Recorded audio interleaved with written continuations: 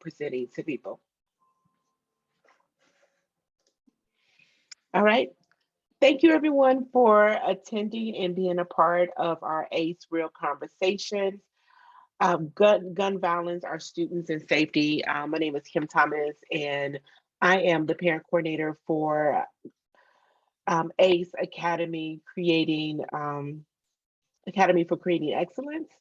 And it is, I'm really excited about this workshop and our guest speakers today.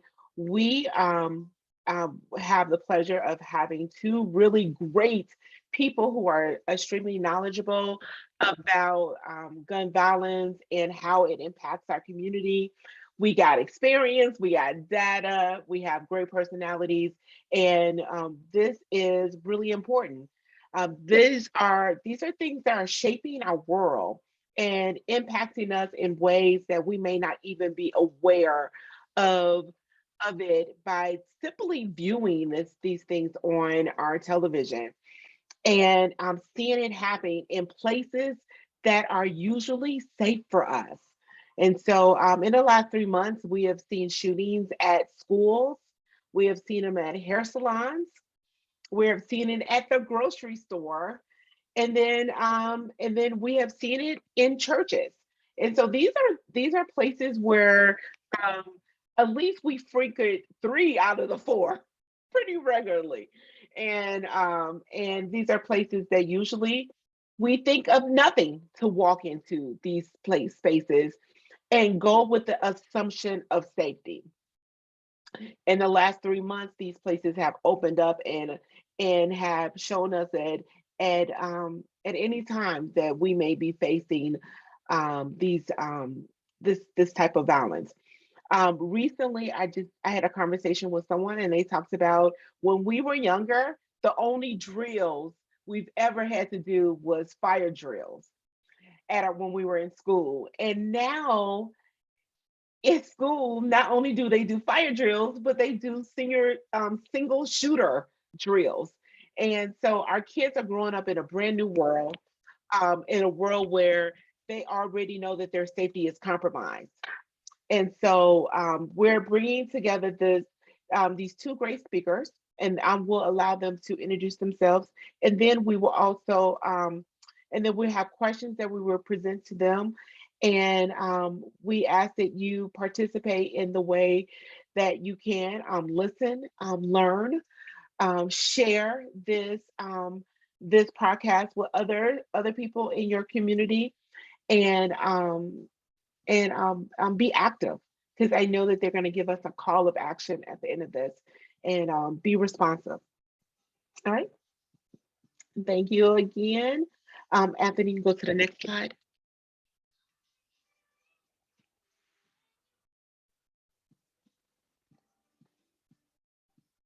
All right. So because we're ACE, and this is something that we do, it's ingrained in everything that we do. We always start out every single meeting with a quote. And I'm going to ask one of our guest speakers to read this quote for us. Tremaine, could you read this quote of the day for us? Happy to. So today's quote of the day: only with gun violence do we respond to repeated tragedies by saying that mourning is acceptable, but discussing how to prevent more tragedies is not. But that's unacceptable. As others have observed, talking about how to stop a mass shooting in the aftermath of a string of mass shootings isn't too soon. It's much too late. Thank you so much. And I think, and that quote kind of spearheaded the idea of bringing this workshop together. So we can, as ACE, one of the things that we want to do is make sure that, our parents are resourced in ways to help them respond to many different situations. And so that's why today is so important. All right. So I want to welcome our two guests today. I'm really excited about these two guys who are with us. I'm so impressed by them and what they have to offer ACE. We have Tremaine Edwards from the Alliance of Gun Responsibility, And then we have Darrell Green from Choose 180. I'm going to, if you all can introduce you all selves to us, let us know your background, how you got into this field. Just take like, 30 seconds to do that.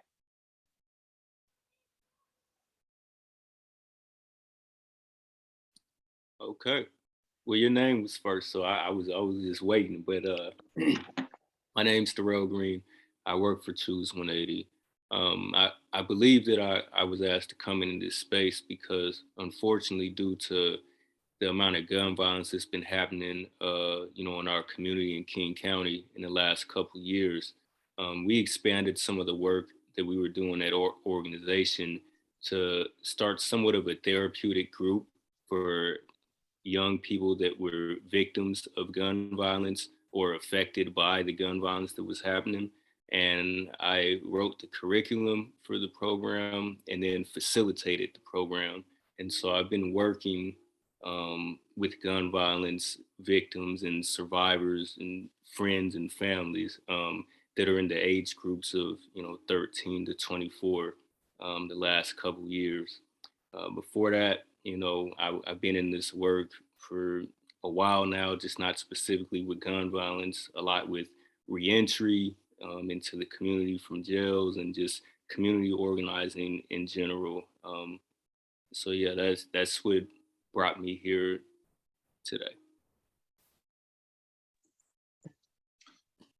I'm Tremaine Edwards. I am the Education and Engagement Director with the Alliance for Gun Responsibility, which serves statewide across the state of Washington. So every day our work is to address the gun violence crisis that is happening across our state specifically, but we're also a leader in the country in terms of gun violence prevention. And so we do a lot of that through working with different community leaders, community organizations, criminal justice leaders, et cetera, to work to always find solutions, because we know that we're out there. We're an organization that knows and believes that gun violence is preventable. And so every day we're working to promote a culture that balances those rights with responsibilities so that we do have gun responsibility in our communities. Outside of that, professionally, before that, so I'm born and raised in Virginia, try to hide the country accent as much as possible.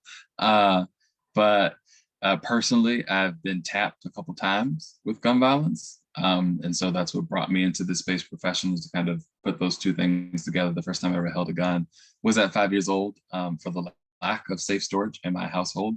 I've lost family members as well, and have experienced it very closely where someone kind of got injured by firearm. So wanted to switch careers and be in a space where I could kind of take that personal pain sometimes and turn it into purpose and trying to help other communities not have to have those same stories one day.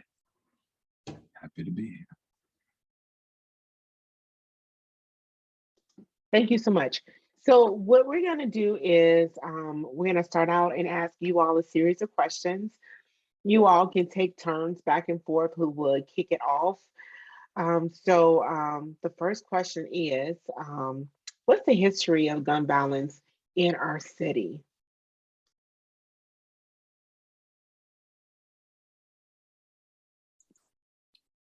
Well, I'm gonna speak from a couple different perspectives here. I forgot to mention, I'm a Washington native. I was born in Tacoma, but I've lived in Western Washington almost my whole life, and I'm old enough to recall when the politicians were talking about individuals from my age group on TV, and we were referred to as super predators.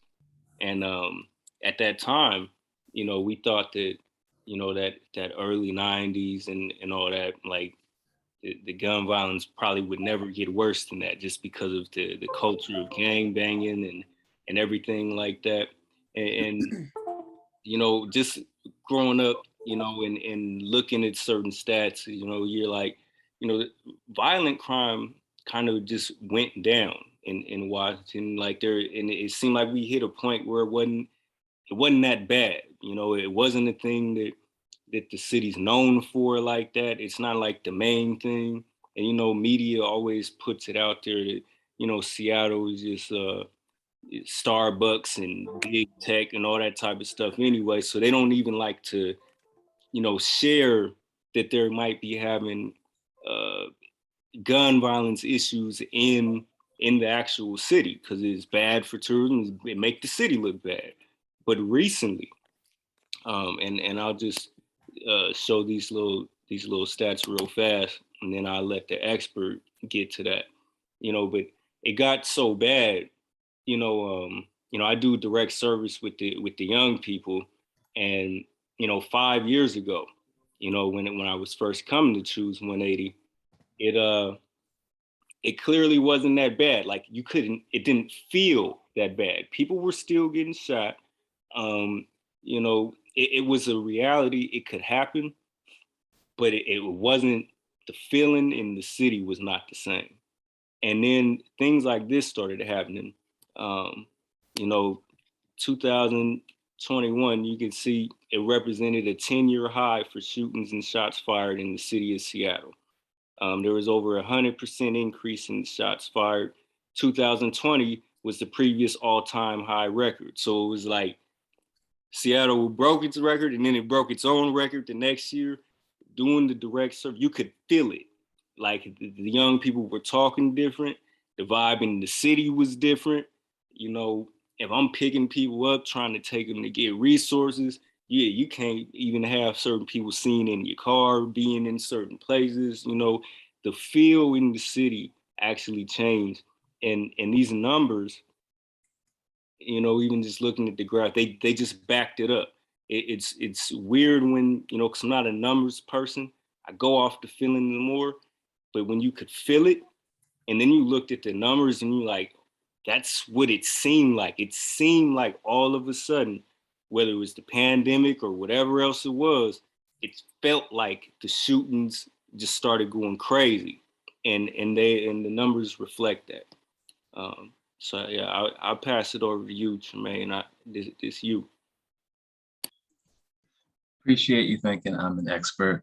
Um, but I mean, you let in very much right with the things that you showed, and right, me also not being right a native of Seattle or even Washington, right? I've kind of come into some of this and have been learning sometimes more of the community story aspect of it, but something that I think I would even add right to that graph that was just shared with us, right, is we can obviously see there was a change in the last couple of years. And I think, right, and even that history, we can also see that whether it be the state, whether it be the county, whether it be the country, a lot happened in the last couple of years. A lot happened in terms of policies that harmed and didn't always help communities. A lot happened in terms of resources or the lack of resources. Arguably, during some of that time, we had a different administration that went about certain things in certain ways, and all of those things, right, from that top-down approach, which in my opinion never works, is sometimes what shows of that and how that happens. Right, I think it also tells something in terms of, if we're looking at history, or to me, right, history is still storytelling. When you look at those numbers that were shared on the screen too, and how those numbers increased, I think it also shows what I think many people thought in the pandemic, that things would get better because you were locked away at home, but it showed that there was, right, still also a deeper story there sometimes, because what happened was the pandemic of the pandemic, because when you put people at home, right, and then you factor in the high percentages, right, sometimes of, which I pull those up for spotlighting in children or even safe storage, right, nearly 40% of King County owners, right, don't practice safe storage. So you factor in, right, what's happening in communities and families where they don't have safe storage, but their kids don't have access to those guns, or people getting access to those guns. You factor DV, domestic violence, is happening in homes because people are locked away.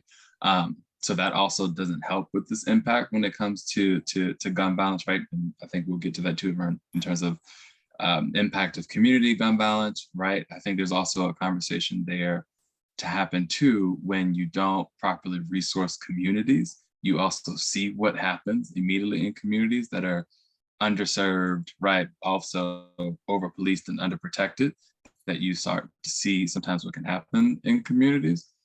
But I think the numbers that you showed, right, kind of show that in the last couple of years, especially, that things changed in our country for a hot minute. We went from one administration, and then we switched for the last 4 years to a different administration who did many different things, and that trickled down in different ways. And so we saw how that played out in our communities. So that's my piece that I guess I would add to this question so much, because I haven't been here long enough to really go deeper into communities. But I think something that also changed too, right, in terms of history in the last couple of years, especially in Seattle, right, gentrification is happening every corner in this community. And so as that changes communities, right, the inequities that keep happening there, the socioeconomic inequities that keep happening there, that also is a tie to gun violence. So you can also sometimes see as that shifts in communities, so will gun violence. So I think there's many different lenses to wear in the last couple of years as society changes, or the way in which society navigates certain communities in those changes. It starts to reflect through gun violence. It's usually easily tied to those inequities. And I think in the last couple of years, we've been able to see that more. It's always been there, but especially in an area here, right, where it is predominantly white, but we are still disproportionately affected by gun violence. We've probably seen it more than we've ever, right, in terms of like the news putting it up there. They probably didn't show it up there as well, right, because it is capitalism, right, it's tourism, and people have to have this good show to make sure that people are coming to visit. In the last couple of years, we've now spotlighted something that's been happening for decades and generations in communities and how it's impacted people. So I probably add that as much as I could to the history question, just because I can't speak sometimes to the community history, but in terms of like the statistical history and the political history, as those things have changed over the last couple of years, or sometimes haven't changed, that has also impacted how communities have been affected. And especially the last couple of years, we just had a lot of social unrest. People are sick and tired of being sick and tired, and it's been reflected in our communities. And also any additional thing, right? The lack of resources towards community health and mental health has reflected what is now happening sometimes in our communities around gun violence. Thank you all. Thank you so much. That was so good. And I think, Tremaine, you touched a little bit on impact, and that's our next question: is who is impacted by community gun violence? I just doing my research, I learned about community gun violence, not just gun violence. So if you can like expand a little bit on what you were talking about, and then Jarrell, you can take over after that. Yeah, that works. I was trying to not get ahead of myself, so I kept trying to pull myself back. Yeah, so who is impacted by community gun violence, right? And the very umbrella first start of that is everybody that's in that community, right? Usually with community gun violence, right? That's interpersonal gun violence. That's usually non-related people, right? That's your community, that's your neighborhood.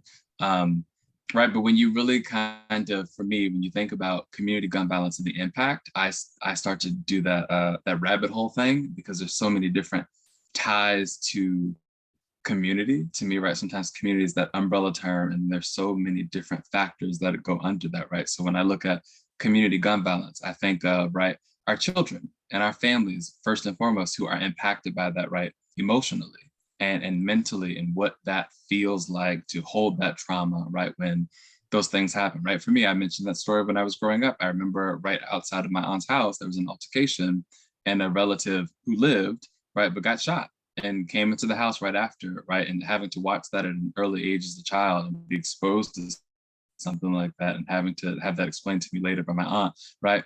The exposure to that already is traumatic, right? So you think about the trauma impact that happens to our children in our communities, right?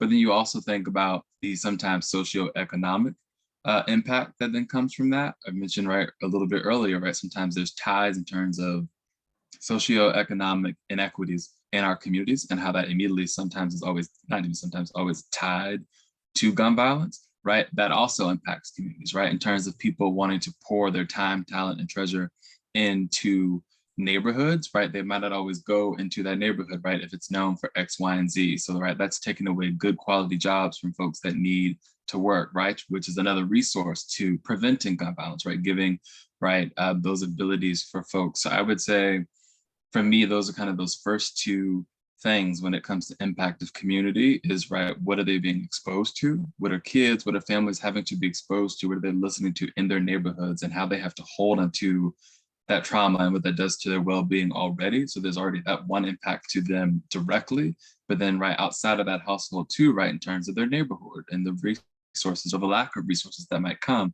because of that community violence that is happening in their communities, which arguably, right, comes from racism and segregation and redlining. All of it's built around racism in this country, and how they've already, sometimes those communities, unfortunately, right, haven't had a choice to get out of it because of how society has put them quite literally in those boxes or in those neighborhoods, or pushed them into certain corners of neighborhoods. And so you've put them in a space where they're already underserved, under-resourced. So you're adding all these different layers to it.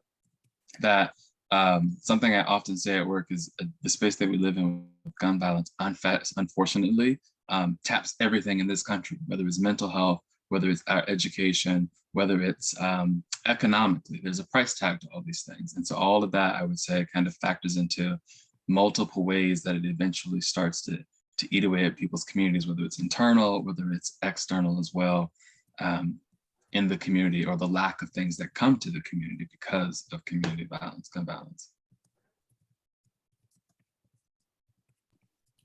And I'm gonna start specific, and then I'm gonna go broad. And I hope that the context is still relevant to the question all the way. Now this, once again, I'm not supposed to be the numbers guy, but in 2021, over half of the shooting victims were Black or African American. Surprisingly, the next biggest percentage was white, and then Asian Pacific Islander, and then the no race. But we can look at this and see when the main demographic is 18 to 25-year-old Black males. I remember when I was in the streets, we used to think, if you made it to 21, somehow you escaped the danger zone. And, and you might have outlived the time when you were supposed to get shot or go to prison and all those sorts of things. These numbers, everyone literally is impacted by gun violence in the community. And there's not a person that isn't. People that think they're not, that's also an impact of gun violence, because they're so desensitized to it, they think it doesn't do anything to them, but it actually does. Most of these young men in this age demographic have children. So when they're getting shot or going to jail for shooting or anything else like that, it's automatically impacting the next generation of young people that's coming up. Kind of how Tremaine was speaking to, like this is creating next generation trauma that's gonna be happening. People 20 years are gonna be affected from what's been happening these last couple of summers. That's the extent and the impact of that gun violence actually has. Even before, we had this spike and everything. I don't know if y'all remember. I was seeing like the news used to come on, and it was like every week, there was some new Black person being shot, on Facebook Live, or on some type of internet, and you could just literally see people, Black people, being killed, and that's not a normal thing to watch for human consumption, but people were clicking it and looking at it and literally watching people die. That level of community gun violence has an effect on the psyche, the self-value, the perception of Black life. All of these things matter so much, like, and that's where you get to that term, how do you define community? Especially with the gentrification that's been happening in Seattle, like, the shootings, like they're everywhere. Like they got this whole demographic about the hot spots, in the neighborhoods, and this just keeps it Seattle, but I recently just moved from Renton. And when I first moved there, the part I was in, I still heard gunshots, but it wasn't like when I was living in the South End. I was right there on MLK and Othello, and you used to hear gunshots and sirens pretty much every night, and you're like, you're used to it. I live here. This is what you expect. I moved to Renton. It was a little bit better, but then I'm like, man, it seemed like that started going up. And then now I moved even further. And the first night, I'm living here in Kent. Me and my wife hear gunshots. So you're like, you don't know if there actually is a safe place. You think you spend more money, you think you move to a different place where you can't see certain things that you look for to make you think it's a certain neighborhood. Nah, you're still in that same community.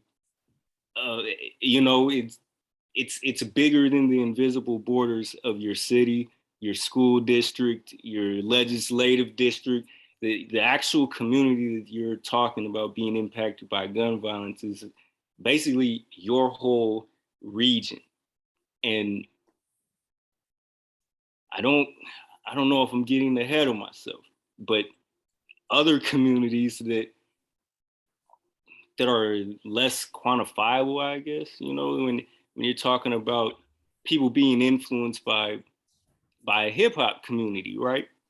The way that they're talking about killing in California and people listening to it up here, or the way they're talking about killing in Chicago and people listen to it, all these things impact, like a mentality of people that are being shot at, that are doing the shooting. The influence is just vast, and I think, like Tremaine mentioned, you can go down so many rabbit holes with it. I hope I stayed on topic, but I really wanted to at least make sure that that broad stroke, that how are we defining community specifically, because there's so many things that play into that, and the scope of the impact, like I said, I don't think anybody is unaffected by gun violence. I think I want to, if I could add to that, speaking of numbers, although funny enough, I'm an English major, so I'm probably arguably just as bad as numbers, if not better or worse than anybody out there. I think as we talk about, right, also who is impacted, right? In theory, right, everybody is impacted. It's one of those other unfortunate things that we say, if you don't have a story, you probably know somebody that has a story at this point in our country, right?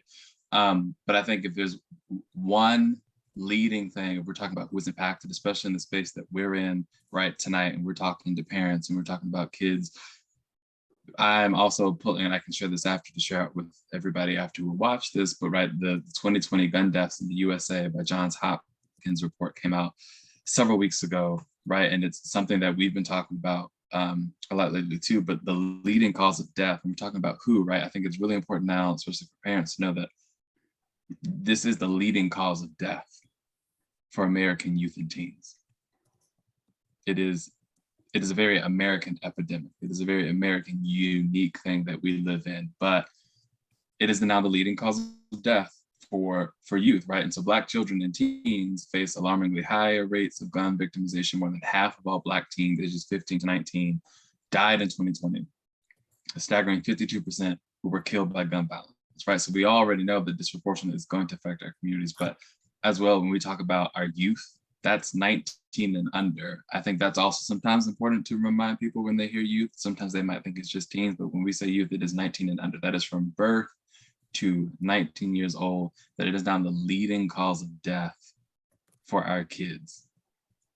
And I think that that's, if there's any numbers to also throw out there too, is that beat car crashes. That used to be the leading cause of death for youth in our country. It has now surpassed that, and it has become our leading cause of death for our youth. So it's something that, while it most certainly impacts everybody in the communities, it is now grown to add our kids, our youth, to be a part of that. Thank you so much.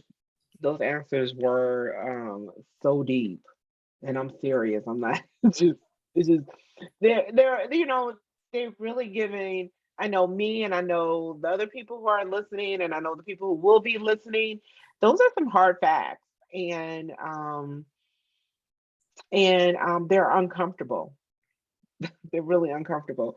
We got a question in from CJ. Are the trends similar nationwide? Did that thing, I was muted. I guess trend wise, I don't have it all up before me, but I know while certain things have increased in terms of gun deaths, we trend in the sense that they increase nationwide. I know for state of Washington, though, in terms of I think youth gun suicide, while the numbers were still there, we were lower than the nation. We didn't trend as high in terms of increasing. It's still obviously increased, but I don't have the number off the top of my head. But I know that was one thing that at least while those increased, it wasn't at an exponential level nationwide. But trend-wise, I mean, it's the unfortunate thing that yes, gun deaths are happening in our state, but I will say that the perk is, at least in Washington state, we are a leader in this space, that we are one of the lower 10 states in terms of gun deaths. Right, but which I'll save some of that for later because there'll be a space for that in terms of preventative measures. But we've done the work in this state to prevent it, right? But it still looks different when you talk about how it's still disproportionately affecting communities. So that's another piece of the conversation that needs to keep happening to improve it. But I will say in that space, we are a leader in terms of gun preventative measures in our state. If that's helpful, CJ. I don't have all those deep in the numbers, but can always get them back as well to follow up and give to you. I have a researcher here that can pull those a little bit more. But I know that we've had it. I just don't have that one specifically before me. Thank you so much. So the third question, you both have already been, you've all, added some information, answers to the third question. What factors influence community gun balance? And so you almost, I think you've already answered this question, but if there's anything left, anything that you didn't say, that you can speak more to this question, please do. Yeah, I would say that I definitely did start bordering on answering this question, but there's more factors, that haven't even been mentioned still. So I think that there's some meat here to get to. The first week that Choose 180 actually did our gun violence, healing circle, and we asked our young adults, and we had a couple people in there who had just been shot. We had a couple people in there, whose best friends had just been killed, and there's a group from 18 to 24 of young people, and we actually asked them this question because we wanted to know what they think, like, because this is their age demographic that's at most risk, and we think we know what's going on, but their perspective, their number one answer was social media. That was the youth's number one answer. Like, social media is getting people killed out here, and there was a lot of reasons around the social media. Whether people being on there, portraying certain type of lifestyles, showing too much money, just people being influenced by influencers on social media to act certain ways in real life, and it's getting people killed. The presence of like guns and all these other type of things on social media that make other people think that they need to have guns. But almost all of them, and I'm talking young, young ladies, young men, they said social media is the main thing that be getting people killed. And that's not something that I would have brought to the table myself. that's coming straight out of their mouth. Um, yeah, and I think one of the other big influencers of this thing is, you know, when you fight, you know, with these, you know, you can come back another day for the most part. But once somebody brings a gun to the fist fight, the game's change. When there's blood in the game, it's hard to go back. And people are now in the point where they've been traumatized to a point. They're definitely afraid. You know, a lot of the young people that are caught up in this continuum of gun violence are afraid. You know, I talked to somebody, you know, a month or two ago. He said, "Man, I just want to leave because I know a lot of people are going to get killed this summer." You know, one of the things that I do, you know, I run a reentry into the community program. You know, and young people that have been in prison for like 5 years or something for shooting somebody. They're seeing what's going on outside in the community, and I'm sitting there talking with them while they're on the inside. And part of their reentry plan is to get out and get a gun because they're like, I'm gonna die if I get out of prison and re-enter into that what's going on right there. So they're already that's like that is the atmosphere. You know, I know that Ace talks a lot about like creating like a space and you know facilitating safe spaces, you know, for growth and you know and the men seeing themselves as viable world citizens. Their safe space don't exist, you know, and it seems like actually being in jail is safer than being on the streets, and they believe that carrying a firearm is going to give them the best chance at staying alive, even if that's at the cost of risking their freedom or maybe just shooting somebody else. And when you're in that vulnerable of a survival mode, you're paranoid, you're probably not being sober, you know, you probably haven't developed any adult coping type of mechanisms, you know, you're gonna keep seeing this cycle happening, and it's going to take something radical to intervene that because you you're talking about people that are trying to survive for the most part, you know, and that's I know that's a little bit different than the mass shooting type of violence, but the stuff that's happening like with people that may have one foot in, one foot out of the normal type of society, the mentality is a very fearful one right now. And and no one's doing anything really to facilitate those safe spaces for people in those lanes.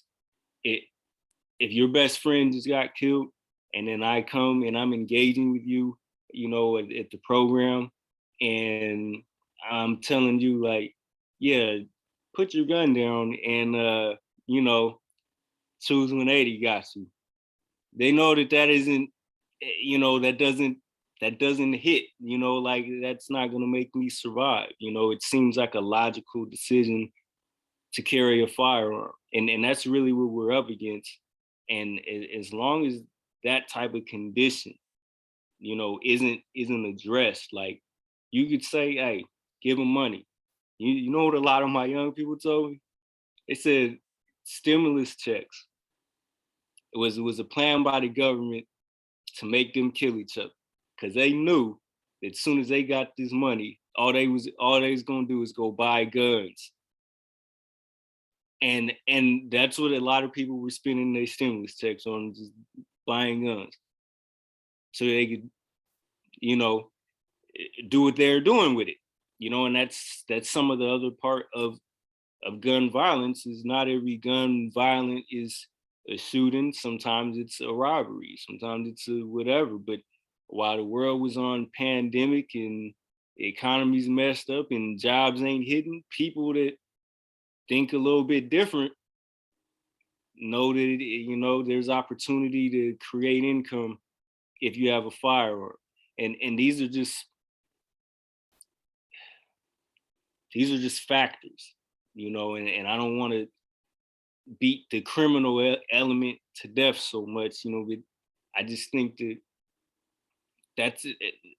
These are still young children a lot of times. You got 14-year-olds getting locked up for bank robberies with guns. Like it's a whole thing. And I guess I leave that there. It's a lot though. Indeed, a lot. I think I add to that some of the things I glanced over, but I guess reiterating and added to, right, in terms of like, I guess the various factors of, right, why things sometimes are the way they are, right? There's many factors, and speaking of numbers, I'm trying my best to not go deeply into numbers because there's a ton of them, right? But I think, right, there's many different factors, whether you're looking, I think all of it for me also just culminates to the lack of resources, and then taking that, right, rabbit holing that word resources into different ways, right? Whether that is looking at schools and education system, and sometimes the lack of resources in our education systems, right? Some of our schools also, especially in Washington State, I'm pulling from ACU LA, Washington, where right, Washington State has these exponential numbers of like nearly 14,000 to 1 school ratio sometimes to school to social workers in schools, where the recommended number would be 250 to 1, right? And the same for school psychologists, where they have these exponential numbers of like 1,400 to 1, despite the recommended ratio of 700 to 1, right? There's sometimes this also in the school system, the cops versus counselors not even mentality, but it's allocated that way, where they're putting more time into police in the schools than counselors, student well-being, student mental health in the schools.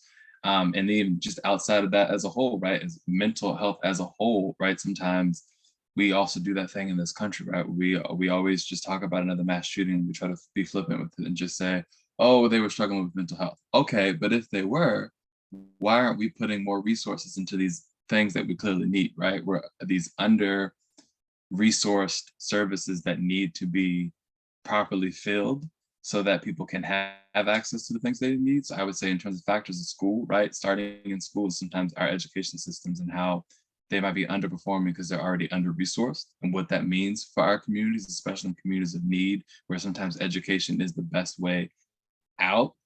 I know, at least for me, that was my thing because I grew up that way, and that was my thing that I was taught, right? Was education was going to be that thing to hold tight to get me out of our situation. And I was thankful to be in an area where we had the resources, right? But that's a factor. Mental health, the lack of mental health resources in our country to support people. We often do that. It's a heart problem kind of message after a mass shooting. But like, if we're gonna take that serious, then let's put the resources to taking care of people's mental health, right? Also, sometimes out of those factors, right? If it's at home, what does the home life look like, right? There's a cycle of violence theory that in a nutshell says, right, youth who are victims of violence by whomever, right, are more likely to engage in violent behavior, right? Sometimes, so there's a cycle sometimes there that what you're exposed to can also, unfortunately, become you, right? If we're looking at factors too around this space too, right? There are also many gun owners in this country,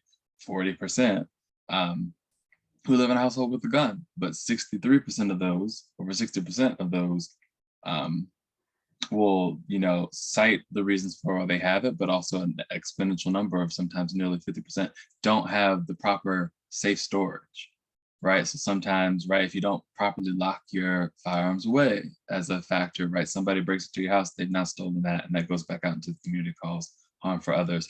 Or, right, when we're also talking about, we take it back to that, who is impacted by community violence, right?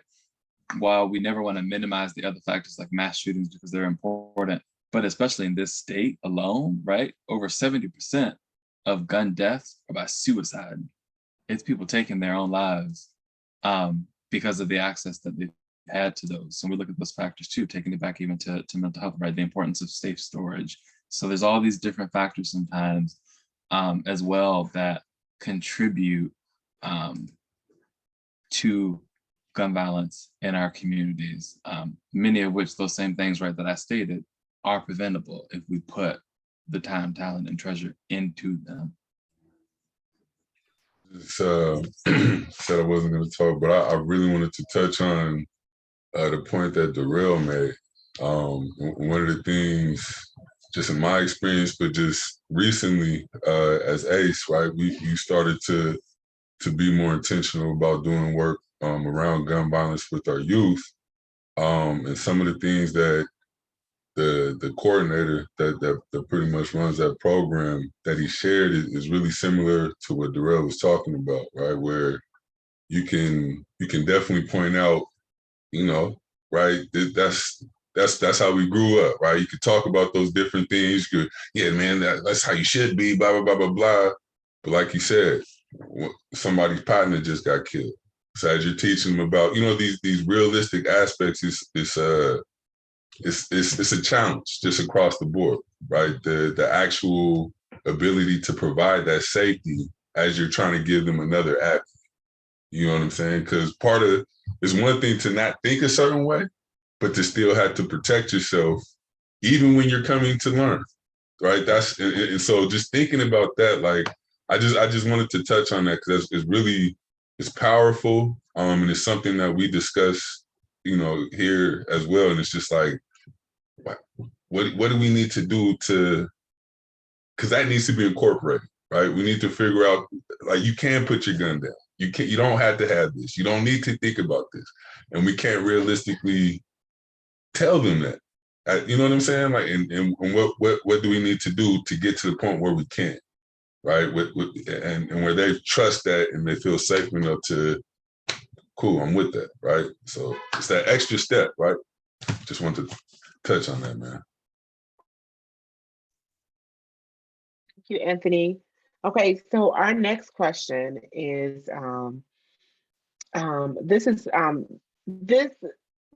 this topic is something that we talk about a lot at ACE, is our health and our well-being.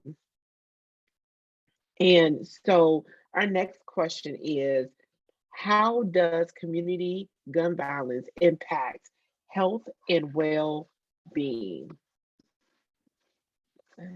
What's happening?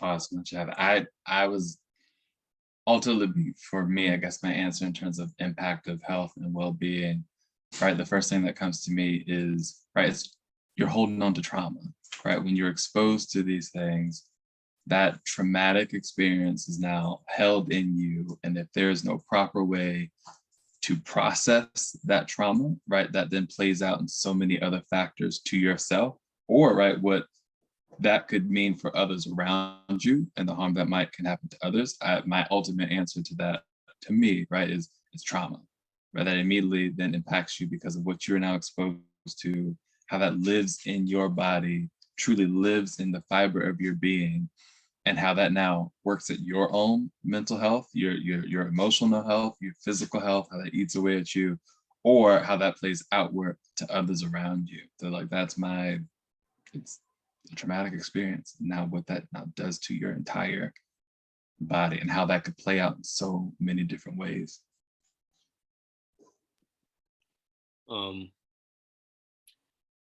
You know, it's interesting because there's so many different things, you know, like when I went through the school to prison pipeline, you know, it wasn't called that, you know, that terminology came out way later, after I already made it back home. and I was an adult. And there's other things, you know, mental health issues existed back then, but we didn't really talk about them the same way in community, especially not in our families either. You know, we might have all had, you know, somebody in the family you just called him alcoholic, you know, or he was a drug addict, and that was it, you know. But that person really had, like Tremaine was saying, some unprocessed trauma, you know, and we didn't really give space for people to have mental health issues or any type of weakness. That just wasn't in our culture.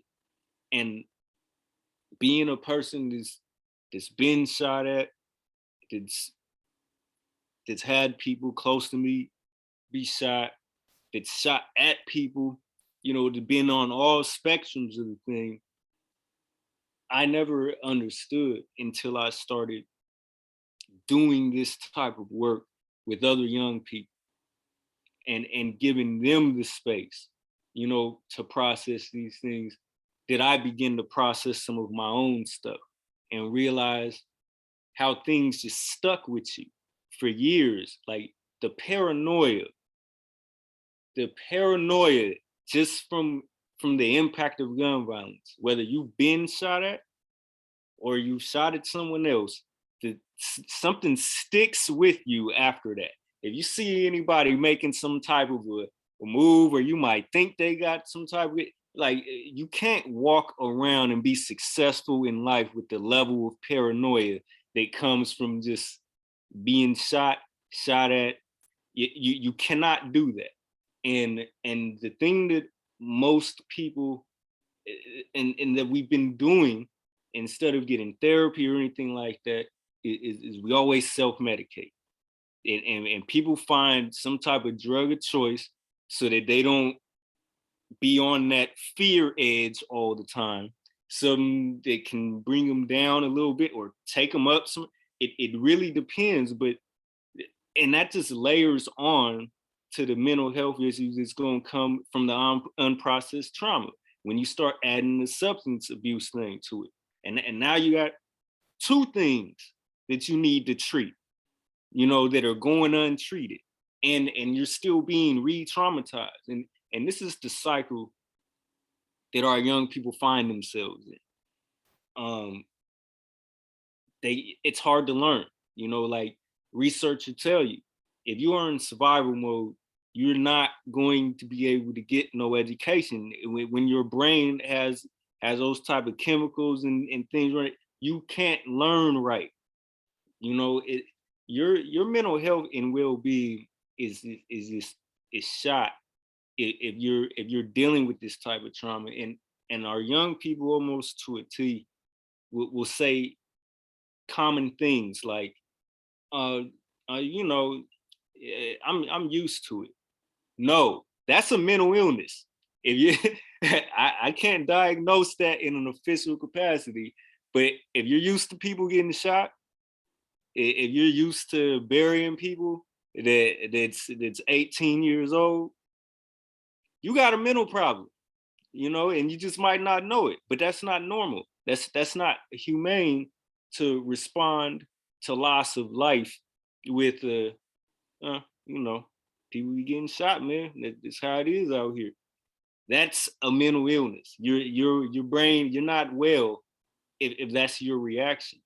And a lot of our young people regurgitate that as like a reflex response because that's what we've been taught to do, is have that barrier up, like we're not vulnerable, and we actually are.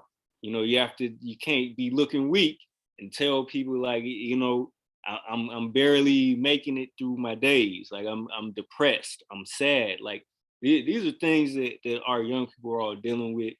And I think that it's getting a little bit better with organizations like yours, you know, creating spaces where people can come together and actually talk about these things that impact them mentally. I think that's for people that are able and they're ready to talk through that process. I think that it's empowering. I think it frees them, but folks are just walking around with a lot of this weight on their mind. And and that's not even factoring in the pressures that just everybody's been having with the way the world's going the last few years. Like it's just a plus one. And I don't know what the data is on it, but I know the majority of us already without gun violence.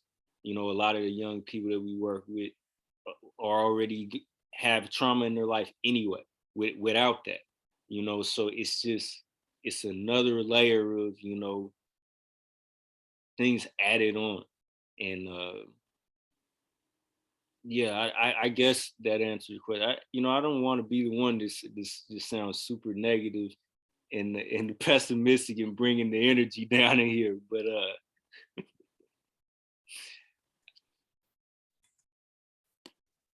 I totally it's a tough topic, and it's like an octopus. It spreads all over the place, and it touched so many areas in our lives. So I didn't take it as negative. I took it as more as this is reality.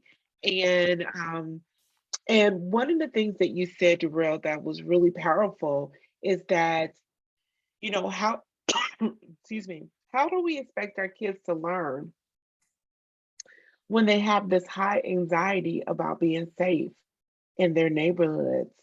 And I think that this perspective is missing in our schools, that administration and teachers, they don't often make that connection about what's happening in the community that the kids have to walk through to even get to the school, to a place that they can learn. And I thank you for sharing that. So our next question is I don't know. Here's the next question, you all. How can gun violence be prevented? Community gun violence be prevented? Who wants to tackle that one? We're trying every day. We're trying every day. Oh, I mean, right? There's truly many ways I could take this one. Ultimately, right, we are an organization who believes that gun violence is preventable, right? And we know that it is preventable. There are steps that we can take, right? Every day we talk about balancing being an organization that promotes a culture of gun ownership that balances rights with responsibilities. Two things can be true. Sometimes that we often find in the space that when we say gun violence is preventable, people think that we've got to take guns away completely in X, Y, and Z, and we're not an organization that promotes gun control. We are an organization that promotes gun responsibility, and we know that two things can be true, that you can have those rights, but you also should be responsible with them. So I would say, in terms of making it preventable, right, some of those to me are a few different ways. I would say education, right? We mentioned, or Darrell mentioned, right?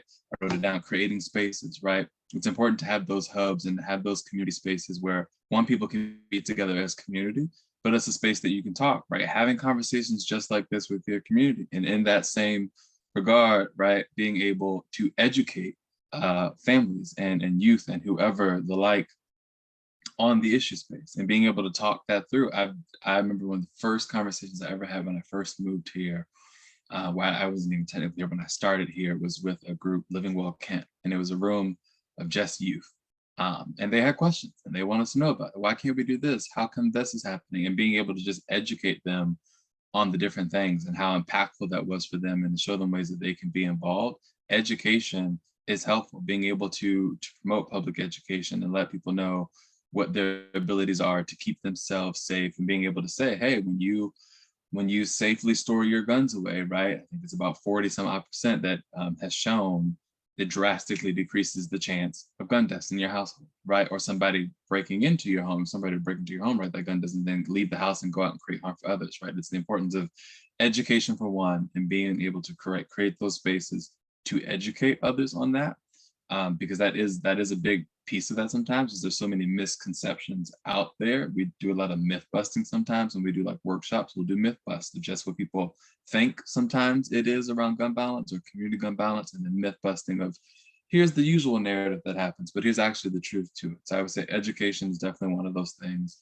Right, we are not a direct service provider, but we appreciate the organizations like Choose 180s of the 180s of the world, right, who do that really important work in our communities. And we work every day to advocate for the proper funding for these communities so that they can do the work that they need to do. I often will tell people, right, and when I'm in meetings, whatever, I'm not here, especially with this organization, to be anybody's savior.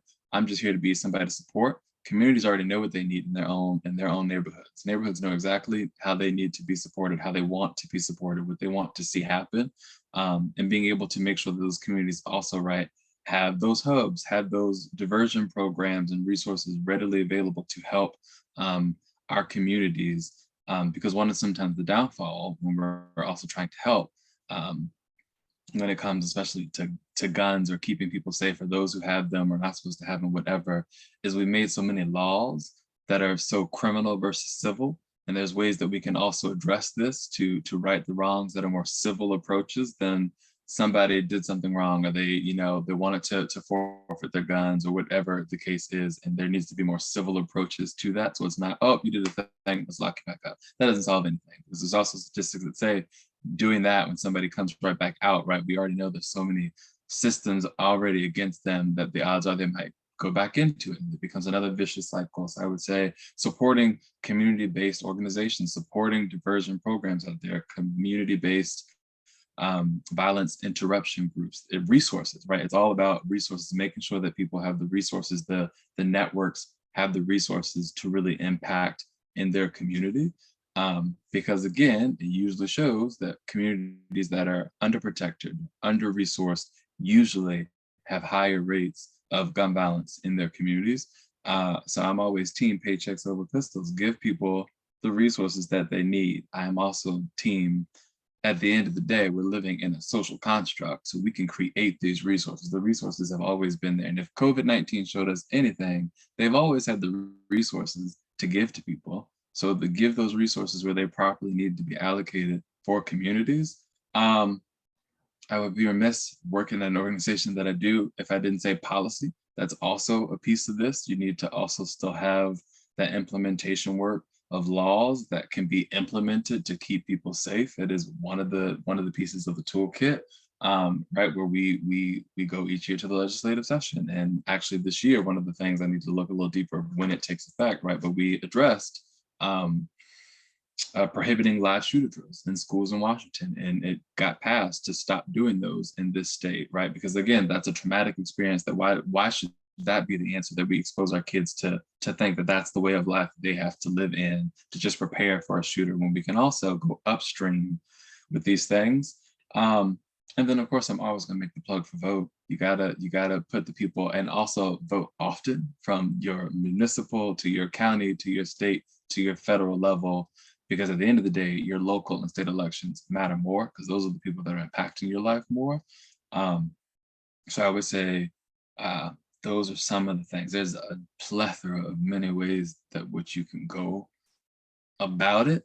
But if we take a truly wide net of an approach, because it's going to take many different factors or solutions to solving it, but we know it can be preventable. When you give the people what they need to be properly supported in their communities, and you educate people properly, and you make the right steps, it works, right? There was a time that Washington wasn't a leader in gun violence prevention, and now we're in like the top 10 of leaders. When you make the steps, it can happen, it can work, but there's still definitely more work to do.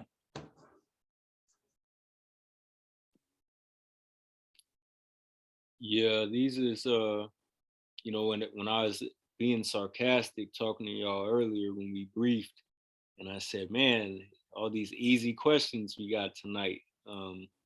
This is where I'm challenged, because I do believe that gun violence is definitely preventable. I think that the difficult part is the interruption of the current cycle, the interruption of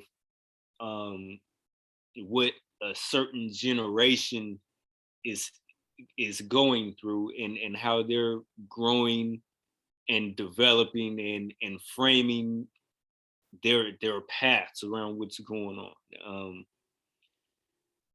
It's gonna take a whole collective, and it takes a lot of coordination, intentionality, strategic partnerships, dealing with people even if you don't like them, finding who your allies are, you know, in that vision, in that goal, and going all out. You cannot just you know, intervene in something half-heartedly, and you can't do it sporadically and just have like one event and be like, yeah, gun violence awareness. People are already aware that there's gun violence. They don't need your gun violence awareness. They're aware. You know what I'm saying? They hear the shots. They hear the sirens. Their family members are being shot. They don't need the awareness. They just, it's time to frame the conversation in terms of solutions, and get all the people at the table. Like Tremaine said, whether it's you're on the policy level, you know, whether you're on a direct service level, right? Whether you're just a person in the community and you care. Like, I think that that's the biggest untapped, you know, resource in this actual fight. There's only so much money to pay, you know, a Tremaine, to pay a Darrell, to pay like everybody, the people that solve this, you know, and really create the shift in culture, in perspective that needs to happen in our communities, so that gun violence isn't the go-to answer. They ain't gonna be paid for doing that. You know, it's gonna be people in the community that start being the change that they want to see. And now individuals that might be getting paid or might be elected or something like that, they may be the ones to sit together and coordinate some things with the feedback from the community, but they won't be the ones actually changing people. You know, like, that's gonna come from community accountability. And the main thing that we do, you know, in our gun violence prevention groups, because I mean, we're talking with young people, and we know they might not be out, you know, committing any crimes or anything like that. You know, they're just going to work and minding their business, but they're 1 degree of separation away from being killed themselves, or being forced to have to try to defend themselves against somebody else. How do we equip those individuals to be able to keep being productive and not get sucked back into the cycle, and also be influential to their peers, to where people can be like, yeah, I can do what they're doing, instead of being caught up in this. And the leadership from people that are young is going to be very key, because they only gonna listen to us so much. You know, like, if we don't include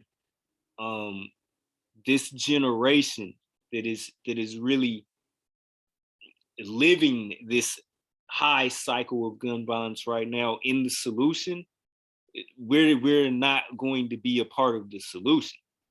You know, I think that can't be overstated. You know, you have to have everybody, you know, from different levels be able to contribute what it is their place to contribute. And just as much as a mom might be scared to send her son to school, you know, especially if they dress a certain way or look a certain type of way, or, you know, as much as, you know, a young man might feel like he need to, you know, take his weapon as part of his uniform when he's going outside, because of, like, there's a face of gun violence. Like, people think they know what a shooter looks like. They think they know what danger looks like. There's a whole face of gun violence, but there is not its actual counterpart.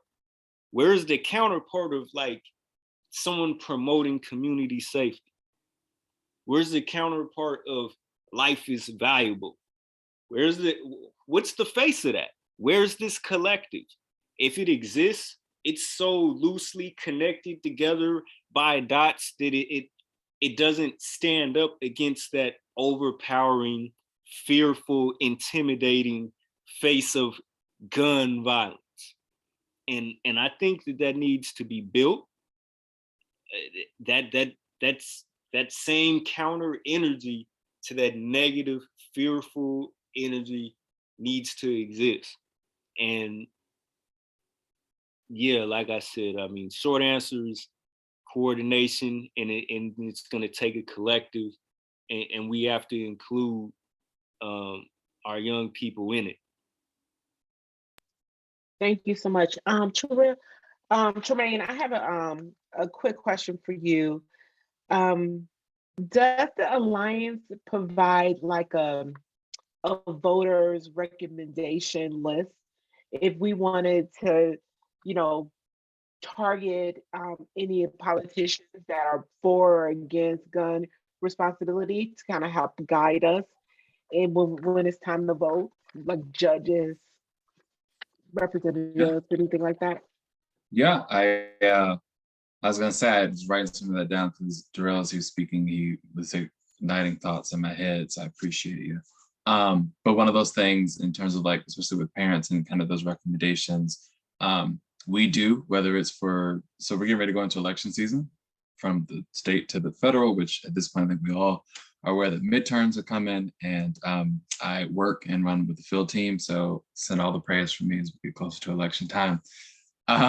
But we do send out scorecards. So whether it's legislative session, whether it's during GOTV right now, we do on our website, which is gunresponsibility.org.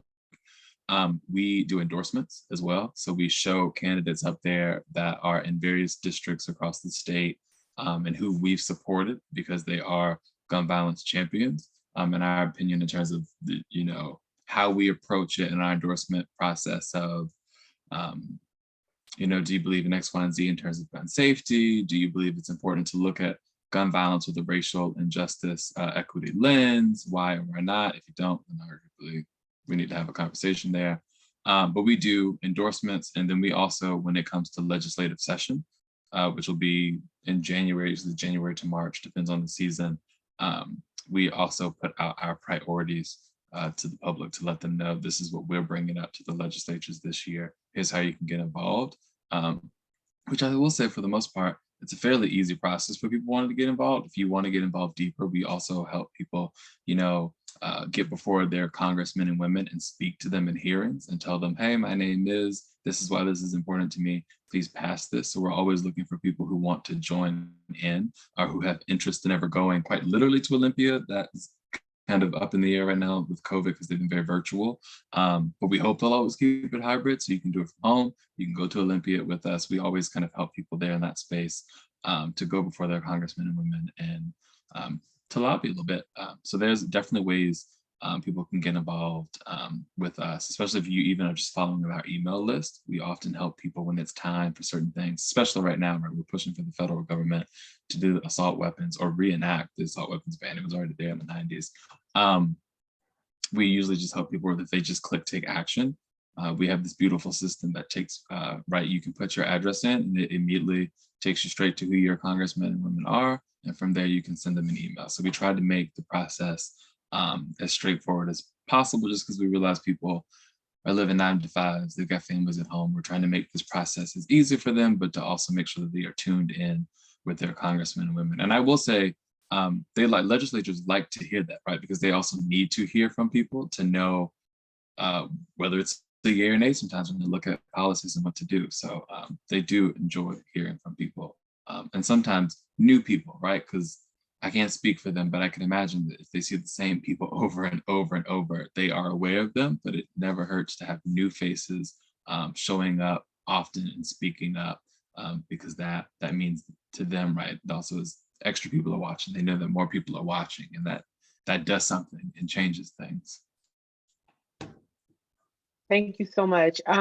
We are closing into our time, and what I want to do is open it up to see if anyone has any questions that they want to ask to Tremaine and Darrell before we have this one last question about tips and tools for parents for community safety. So I'm gonna open it up. Does anybody want to ask a question?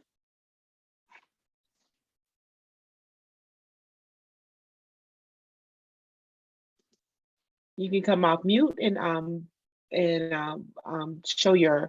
open up your video.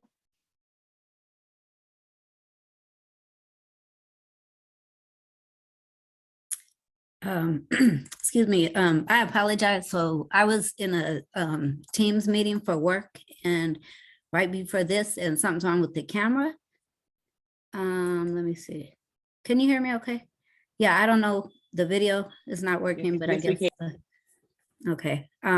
So no, I guess I don't have any questions. I just want to say I truly appreciate everything that both of you shared out, you know, because no, it's not negative at all. I mean, it's basically just a reality, you know, of what we're dealing with right now. And I mean, I'm working at a middle school. So like the first day that I went to work earlier in the year, you know, I found out when I was walking to school that my great nephew's father was shot in Federal Way. And so when I got to school, honestly, I was working with 8th grade that day, but the way that the students, just from the start of day, you know, before you even got in the school, the way that they were talking to each other, the way that they were just, even just saying certain things like, oh, you know, I'll go get this and this and shoot you in the face. And so, you know, and it was like, I'm like, whoa, like, this is not how we are going to start our day. You know, why would you arrive anywhere and just be talking crazy and nonsensical, you know? And sadly enough, I mean, it really is everything that you guys said, you know, including what we're dealing with, like you said, layers and layers of everything that's happening in our society. Like the 6th graders, for example, a lot of them, they did point to social media, and we're talking about it as far as back as like 5, 6, and 7-year-old being little kids. They were talking about, oh, when we were little, you know, being on social media and just the way that people were interacting and a lot of the bullying and things like, oh, come to school today, you know, and see what happens. But I mean, I'm 53. So like when I was little, it was on a different level, and, you know, people would physically fight, but it really wasn't like, even though we had, you know, BB guns and water guns, and, you know, we had guns and later maybe even guns, but it was not like you didn't spend so much time talking about things, you know, like even shooting people. If somebody was going to shoot somebody, then they shot somebody. They didn't go around and talk about it all day or all week and then go shoot somebody. You know, it was just more straightforward. But definitely, even as far as like the kids that go to the nurse, most of the time it's stuff that happened to them because people were just doing really unsafe, ridiculous things. And it's not always conflict, or it's not a stranger. It's like someone's best friend thinks it's funny to run down the hall and jump on someone's back, and they're all wearing their backpacks because they can't use their lockers. So they're carrying laptops and everything in there. And then things happen. People get hurt. People get cut on the eye because you know, something happens. And it is like, I know that's on a smaller scale than shootings, but you can definitely see just the way that the kids socially interact with each other, you know, because the 6th graders haven't really been in school since 4th grade. So they're learning to navigate a larger building as well as socially interact with each other in a way that they have not really maybe, know like how to go about that. So sorry, I know. Thank you so much. No, Thank thank you you. so much. Thank you for your comment. Does anyone else like to ask a question? Or anything like that? And before we get this very last, okay, go ahead, Miss Anita. Yeah, first I just wanted to say thank you so much for the topic. And do excuse me, I'm still sick, but it was important enough for me to be here. And here's what I'm curious about. We're noticing the children of Black immigrants, wherever they're from, whether it's Europe, Africa, South America, have a very different experience and a sense of identity than their parents do. But many of those children don't know how to navigate that. And so we're seeing heightened behavioral shifts with those children, things that their parents don't understand. And so the parents' thing is, oh, don't do that. That is bad behavior. But they don't understand the social pressures and the social underpinnings. So just, it's a complex question, I guess, but it could also be a simple one. What are some ways that you're working with youth who are all Black, but they don't Black the same, right? And they're just trying to make sense of their lives. And their parents are not really helpful because their parents don't understand that cultural frame. They were not born here, and they just have issues. So anyway, if anybody could take that, I'd appreciate it. I'd appreciate it even beyond this. If you wanted to email Ms. Kim and have it sent out to us, but a way to talk about that cultural gap, because like at Holly Park, we know that these are issues that are coming up within those East African communities. We know that in Juvie, the numbers are pretty high for East African children, and parents don't understand why. So we're seeing a lot more girls doing well and graduating and going to school, and the boys not so much. No, you asked such a relevant question, because there is a very big cultural difference between the parents. Like, I've showed up in Holly Park, like when I used to be doing outreach for some of the young people that I had to go find for the program. And me and those young people, we could get a certain level of camaraderie and understanding with each other because they've kind of assimilated into whatever this culture is over here, which ain't even real culture half the time. It's just some stuff, but they've assimilated to that, but they still they're different, so how you term that, they Black different, it's very, that was funny. I'm gonna have to use that. But and then it's difficult for me, since I'm not one of the parents. I won't say what you say and say that the parents aren't helpful. It is a challenge, even for them to communicate with me about things going on with the young person, and then the young person just be like, man, they're strict. They from Africa. They ain't even like, and so me coming in, normally I can help bridge disconnects between young people and their parents. I don't have that same ability there. So I think with us, adults, when there's cultural differences, we need to learn how to communicate with each other. And I've been at some meetings, where my African brothers and sisters and we cool, but the follow up be it's not intentional. And like I said earlier, it takes a collective, and it got to be intentional with it though. We can't just come together for an event or some type of cause, and then leave those places and don't follow up, because in order to we have to create that culture together, you know, and then we can bring in accountability once the culture is created. And when there's accountability, then now we can move somewhere together, you know. It's hard, you know, like when you ask one of the questions, it's like a main challenge in this work. And what you're saying, I also see from my perspective, where I see the young ladies doing better than I see the young men doing. And I think that that's one of the issues with the so-called culture or lack thereof that exists over here in America is what is the rite of passage from boyhood to manhood? And you could ask probably every male that's on this, you know, call that question, and we might all give a different answer. And I think that's a thing, because whether it's gang culture, hip hop culture, whatever it is, a rite of passage could be losing your virginity, you know, getting drunk and high, just doing grown stuff, going to jail, shooting somebody. Like, oh, you grown now, you know, like and it's really, really stupid, but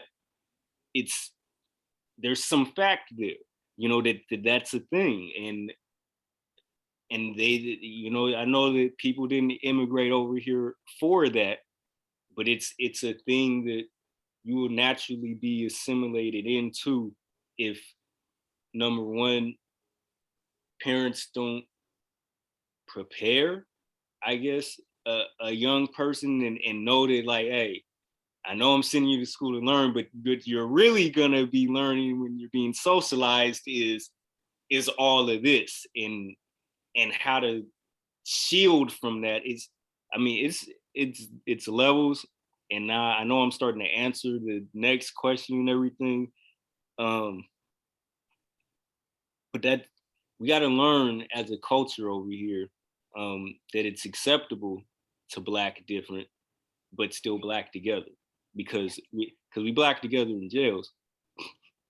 We Black together in certain situations where it's forced upon us, and we do it, you know. But we can be a collective and move strategically, you know, if we really commit to doing that. So I don't know. I don't even know if I helped at all. I'm just talking. That is a hard question, though. Thank you You so have- much.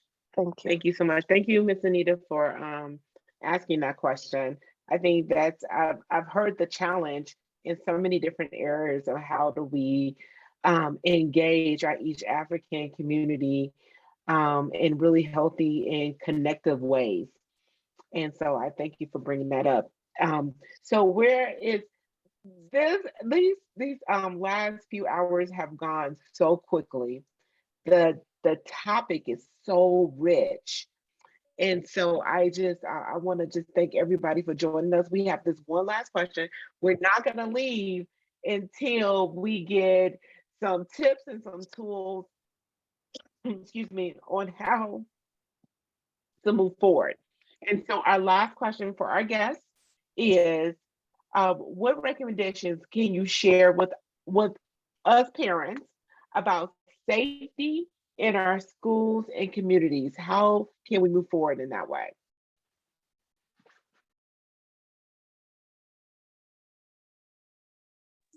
So I struggled there to get my unmute button. Tips, right?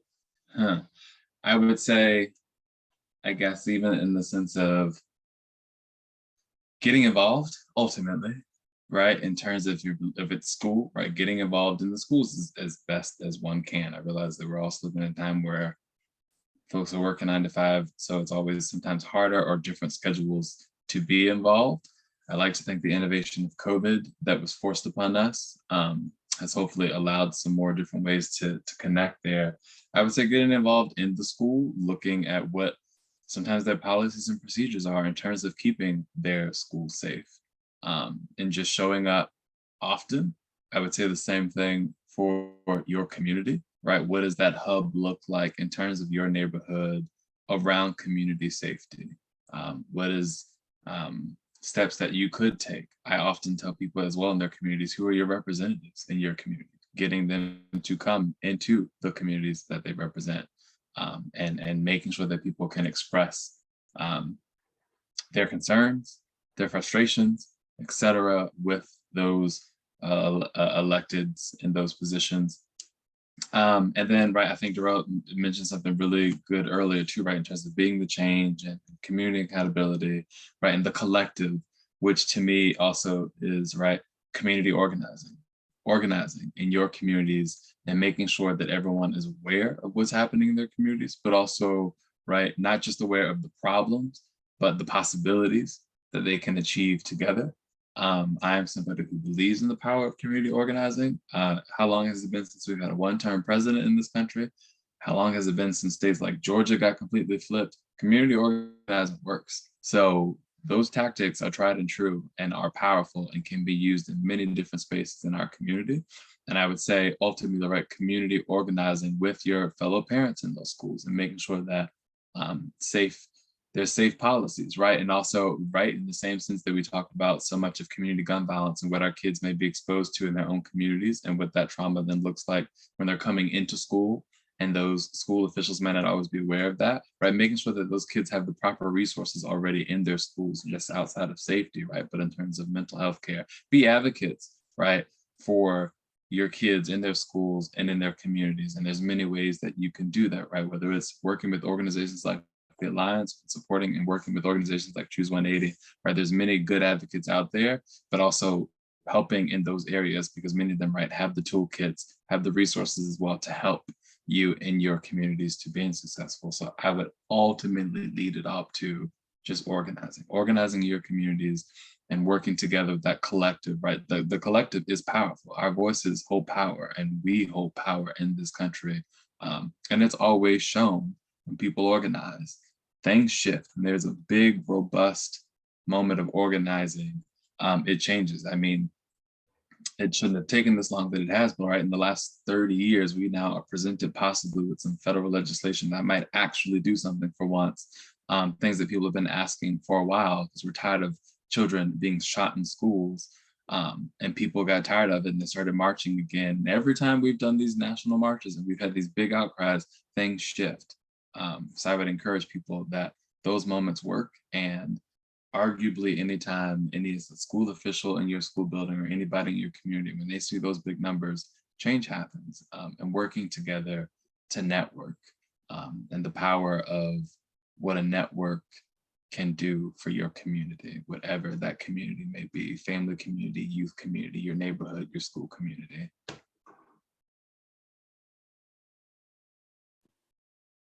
Yeah.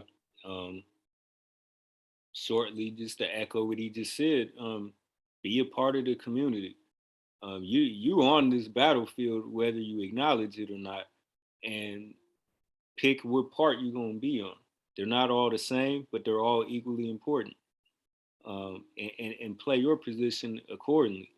You know, you can raise your child, send them to, you know, the best schools and whatever, and then they can just be standing outside, you know, place and be killed and not even be involved in no cycle of gun violence. You know, everybody in the community is impacted by this, and it's going to take all of us to pull ourselves up out of it. So be a part of the community, you know, whether that's just your voice, whether, you know, whatever it is, whatever you can commit to, we need that, you know. And don't wait till there's a tragedy, you know, and now you feel like you have some skin in the game, you know, because I mean, that's just sadder, you know, that way. But other than that, as parents, you know, I had the privilege of being homeschooled until I was like 11, and so I know that ain't the most popular thing to advocate for in these spaces. But what I will say is, even if you can't homeschool, don't ever forget as parents that you are your child's initial primary educator. And there were things that my parents told me. Not all of them were correct. Not all of them were great. Not all of them were given with enough context for me to understand what I was supposed to do with this information. But running into something in a public space first and being introduced to that reality, I didn't go outside the walls of my house to know that there was racism, to know that the world wasn't always a safe place, to know certain things. You know, my parents spoke certain stuff to me. They gave me, you know, all the Black history in America was beaten into me as a child. I had to read all them books that was on the shelf. Like I was aware of economical issues and disparities, like certain things were instilled in me by my primary educator. And I didn't have my dad very long, but I still remember certain things that were said to me as a child. And then I was able to put into context later when I got more experience. But when we send our children off and they're going to these schools, or they're going and, you know, being with their friends, or, you know, like, you need to give them everything possible, you know, that they might need in situations so that they can survive. And I know we hate talking about, I shouldn't have to teach my kid how to survive. You know, like when the police was just, it was all viral. Police is always killing Black people. You know, I remember parents like, I shouldn't have to teach my son about what, but you have to. And if you don't, you're doing them a disservice. And I don't mean to, you know, put all the onus and responsibility on the parents, because this is a parents group and you're asking though about what you can do. I just want to remind all y'all, you know, you are your child's first primary educator. And even after we give those responsibilities to someone else, your child doesn't depend on the people at the school or someplace else for like real life valuable information. That's what they use you for. And I know our country's set up to where we're tired, we got to work so much, and we, you know, but we have to invest that time into our children. Otherwise, you might have a dumb kid like me that goes and gets their education from people that they're the same age, it's in the same situation as them, and you just go be stupid together, and you bump your heads on a bunch of walls, and you know, you got your parents looking crazy, like, well, I didn't raise that. Well, you didn't not raise it either. So like, there's a, I just want to remind parents of your power and influence as the primary educators, and just be a part of that collective. Well, thank you very much. Uh, Thank you for the reminder that we do have influence over our children, and we should exercise that influence in the way that breathes life and liberty and success, and not the other ways that can instantly change their lives forever in a way that we have not anticipated as parents. I just want to thank you both for being with us tonight. Um, you were a part of ACE Academy's parents meeting, where we are, our goal is to support our parents in all the resources that they need to be successful in parenting the students that we serve. Thank you for everybody for attending tonight. If you did have a question, please send me your questions and we make sure it gets to our speakers. And if not, this podcast, this workshop is recorded and it will be on our YouTube page and shared on our social media platforms. So thank you so very much, everybody. Have a great evening. till next time. Oh, we are having a part 2 to this, Real Conversations on July 9th, where we will be speaking to the chief of Seattle Police and then a few other police officers. So, and that's in person at ACE's office on July 9th at 10 a.m. So please be with us then. All right. Talk to you soon. See you later. Thank you.